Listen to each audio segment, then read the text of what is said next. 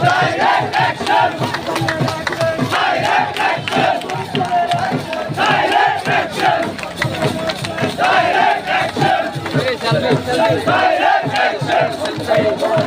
action! Chittagong বিভাগীয় দলের সহ-সাধারণ সম্পাদক ইব্রাহিম ফরাজীর নেতৃত্বে বন্দর থানা এলাকায় এক বিক্ষোভ মিছিল ও সমাবেশের আয়োজন করা হয়েছে। গতকাল ২৯ আগস্ট বিকেল ৩:৩০টার সময় এ সমাবেশের আয়োজন করা হয়। বিএনপি নেতা কফিল উদ্দিনের সঞ্চালনায় উক্ত সমাবেশে উপস্থিত ছিলেন চট্টগ্রাম মহানগর বিএনপির আহ্বায়ক কমিটির সদস্য আলহাজ হানিফ সওদাগর, বন্দর থানা বিএনপির সাবেক সাধারণ সম্পাদক জাহিদুল হাসান, ৩৭ নং ওয়ার্ড বিএনপির আহ্বায়ক অ্যাডভোকেট সেলিম উদ্দিন শাহীন, ৩৮ নং ওয়ার্ড বিএনপির সাবেক সাধারণ সম্পাদক আলহাজ জাহেদ, চট্টগ্রাম বিভাগীয় শ্রমিক দলের কার্যকরী সদস্য মোহাম্মদ ফজলুল হক, মহানগর সিএনজি অটোরিকশা শ্রমিক দলের সভাপতি মোহাম্মদ রাকিব, মোহাম্মদ জাবেদ হাওলাদার সহ আরও অনেকেই উপস্থিত ছিলেন। সমাবেশে বক্তারা কঠিন হুঁশিয়ারি দিয়ে বলেন, ৩৭ ও ৩৮ নং ওয়ার্ড এলাকায় সন্ত্রাসী, চাঁদাবাজি ও মাদক নৈরাজ্যের বিরুদ্ধে আমাদের কর্মসূচি অব্যাহত থাকবে।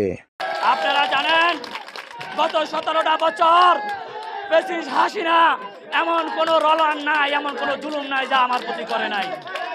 আমাকে অত্র এলাকা ছাড়া করেছে ডজন ডজন মামলা দিয়ে। ৫ তারিখের পরেও পেশিসের আত্মারা অত্র এলাকায় ষড়যন্ত্র করে আমার হাতে তোলা কর্মী আমার ভাইকে হত্যা করে আমাকে ষড়যন্ত্র করে সেই মামলায় ফাঁসিয়ে দিয়েছে। আমরা জসিমের আত্মার রুহের মাগফিরাত কামনা করছি।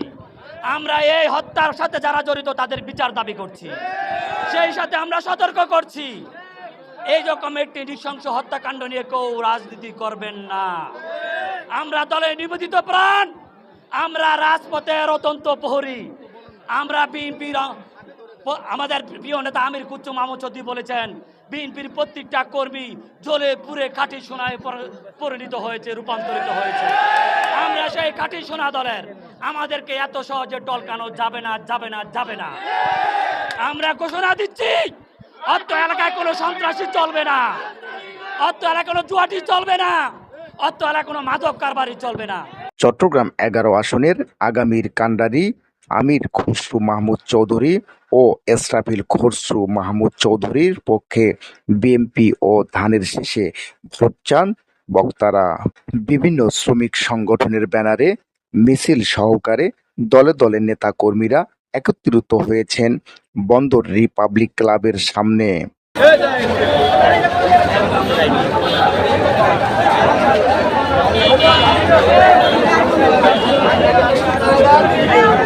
পরবর্তীতে একটি বিশাল মিছিল নিয়ে বন্দর থানার ৩৮ ও ৩৭ নং ওয়ার্ডের বিভিন্ন এলাকায় প্রদক্ষিণ করেন সকল নেতাকর্মীরা।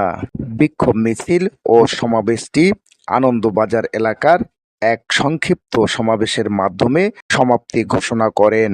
তারেক রহমান যে কথা বলেছেন, আমরা কোনো অন্যায়, কোনো অবিচার কারো প্রতি কোনোভাবে হতে দেব না।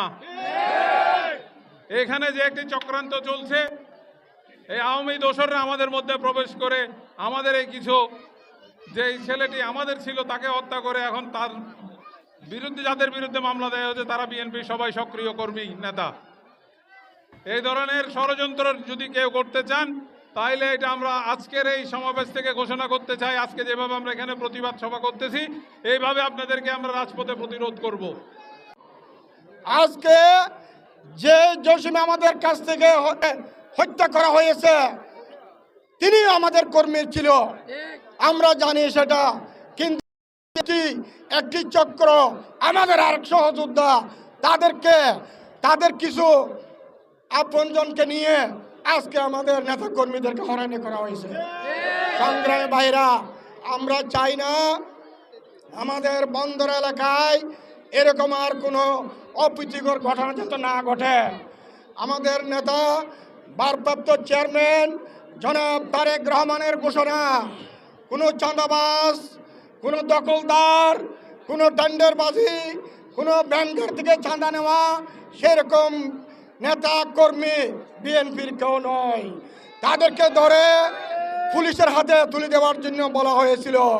সংগ্রামী ভাইরা, আমরা নাম করেছিলাম এপিসি সরকারকে পতন করিয়ে 5ই আগস্ট আরেকটি নতুন স্বাধীন বাংলাদেশ আমরা পেয়েছি।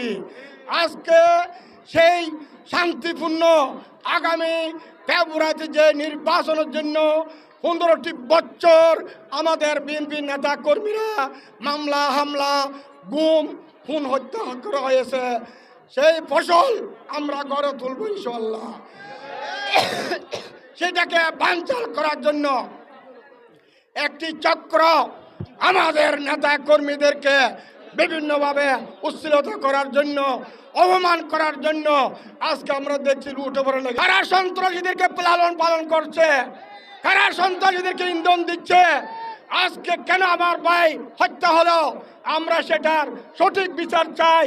যারা হত্যার সাথে জড়িত আছে আপনারা তাদেরকে মামলা দিয়ে তাদেরকে গ্রেপ্তার করুন, আমরাও আপনাদের পাশে আছি ইনশাআল্লাহ। আর না হয় যদি মিথ্যার আশ্রয় নেন, পরিষ্কার ভাষায় বলে দিচ্ছি আজকে এখানে দাঁড়িয়ে হাজার হাজার মানুষ সামনে আমাদের কোনো নিরীহ নেতা কর্মীর যদি অতীতের মতো কিছু ঘটে আমরা সেটা রাজপথে মোকাবিলা করব এবং সেটার জন্য আমরা তীব্র নিন্দা প্রতিবাদ করব। মোস্তাফিজুর রহমান, খবর 24, চট্টগ্রাম।